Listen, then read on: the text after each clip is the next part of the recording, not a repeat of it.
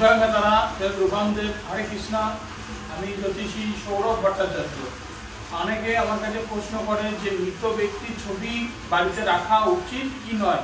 আমি এই প্রসঙ্গে একটাই কথা বলি যে আমার সঙ্গে হয়তো অনেক অ্যাস্ট্রোলজারের মিলবে না, মতে বিরোধ হবে। কারণ হচ্ছে অনেক অ্যাস্ট্রোলজার বা ছোটো বড় অ্যাস্ট্রোলজার আমরা দেখি, আমি ইউটিউবের পর্দাতে বা ফেসবুকে দেখি, তারা বলছে বাবা মায়ের ছবি রাখা যাবে না, মৃত ভাই বোনের ছবি রাখা যাবে না। আমি তাদের কাছে একটাই প্রশ্ন যে কেন রাখা যাবে না।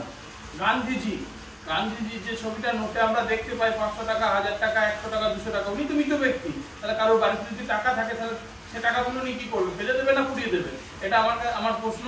আমার কথা হচ্ছে মৃত ব্যক্তিদের কাছ থেকে, গুরুজনদের কাছ থেকে কখনো কোনো ক্ষতি হয় না, বাস্তুর কোনো এফেক্ট হয় না। এটা একদম লজিকের বাইরের কথা। তো মৃত ব্যক্তির ছবি রাখা যাবে, কিন্তু ঠিক সময় মতো ভক্তি, ধূপ ধুনা তাদেরকে নিবেদন করতে হবে এবং তাদেরকে যথাযথ সম্মান দিয়ে রাখতে হবে। তো সকলে ভালো থাকবেন। জয় মা তারা, জয় গুরু বামদেব, রাধে রাধে।